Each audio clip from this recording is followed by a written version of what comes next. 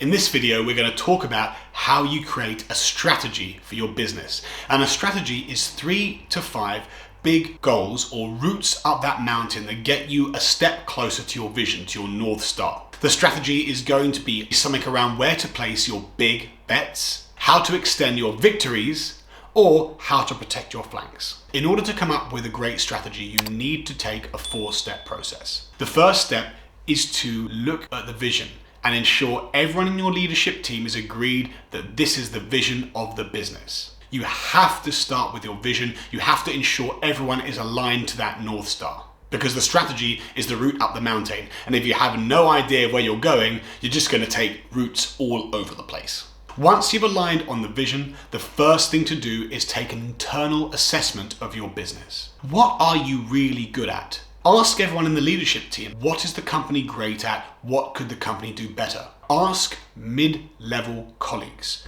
people who don't usually get to answer that question because they may have a good insight about really good things in your business that you are not aware of, and perhaps risks that you have not been made aware of either. One really good thing to do is to ask the same question of a customer.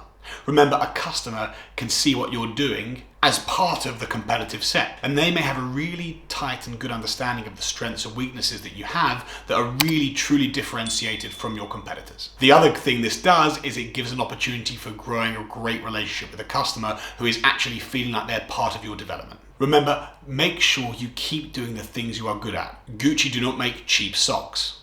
Manchester United do not play baseball. Once you know what you're good at, you really need to focus on those wins and get better and better and better. The next thing you need to look at is your resources. These are things like your cash, your debt facilities, your people, your physical assets. No matter how great a strategy may seem, if you do not have the resources to achieve it, there's no point making it a strategy.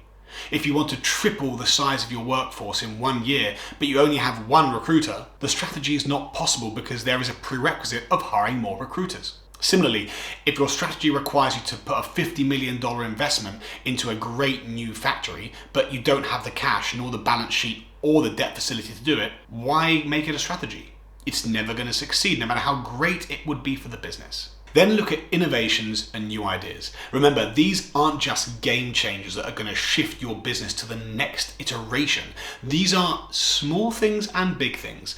Innovations in innovative functions such as R&D and tech, and in the day-to-day operating functions. Innovation can come from anywhere, and it's important to ensure you have a good grasp of all the new processes, technologies that have been bubbling up through your organization, because some of them may be useful as part of your strategy. It's interesting to look at which one comes first, whether it's innovation or strategy. Should strategy be impacted by innovation, or should innovation be impacted by strategy? Generally, for smaller business and startups, it's the innovation that comes first and the strategy that follows, because a new business is really built from an innovation to begin with. As you get larger, it's the other way around. You've got to look at what you're building and how your strategy can change based on what you're building. There's always a bit of both, but it's more innovation first as a younger company and innovation as a follower for a more mature one. Next, it's the external assessment. And this is not just competitors. It is everything outside your company. Starting from the market. Is it growing? Is it shrinking? Is that growth accelerating, slowing down? Then the customers.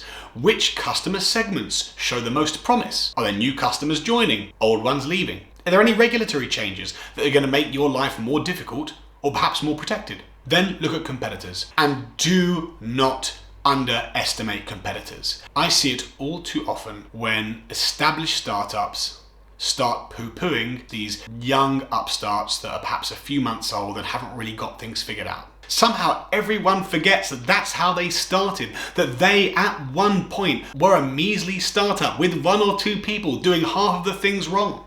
And it was the existing incumbents that poo-pooed you, and it was you that then proved them wrong. So if you are fortunate enough to get to scale, to become a player in your industry, do not make the same mistakes that your former incumbents made. When you see new players enter, treat them with respect, even if they can't hurt you today. Remember, it just takes execution and a good idea and a bit of luck, and they will be competing against you in no time. Then, when you're looking at this big opportunity set outside your company, you've analyzed everything there, really think about the strengths and weaknesses, not just within your company, but think about the opportunities and threats outside the company also. And here's another thing to remember. You must confront the brutal facts. It is one of those things which is not done by most companies, but is vitally important if you are to ensure your continued growth. No company is perfect. No company has no headwinds. Everyone has headwinds. The best companies tackle them head on. Only when you confront the brutal facts can you do something about them. If you push them to one side, sweep them under the rug in the hope they'll go away, they will not. So with your alignment around the vision, with your internal assessment and your external assessment, you can now think about those 3 to 5 strategic goals that are going to be your main routes up the mountain. They are going to be where to place your big bets. And please remember, don't fire cannonballs without first firing bullets. If you've got a huge idea that's going to change the business, try some tests first. Validate your idea. Most commonly, the strategy will entail about where to extend your victories. What do you do well? How do you double down on that? And finally, protecting your flanks, ensuring that you cut off those risks that you may see occurring in the future. Now you've got your vision. Underneath that, you should have 3 to 5 strategies, and the next thing to do is to give that strategy to every functional leader and allow them to create those short-term 90-day objectives which are going to make those strategies come true.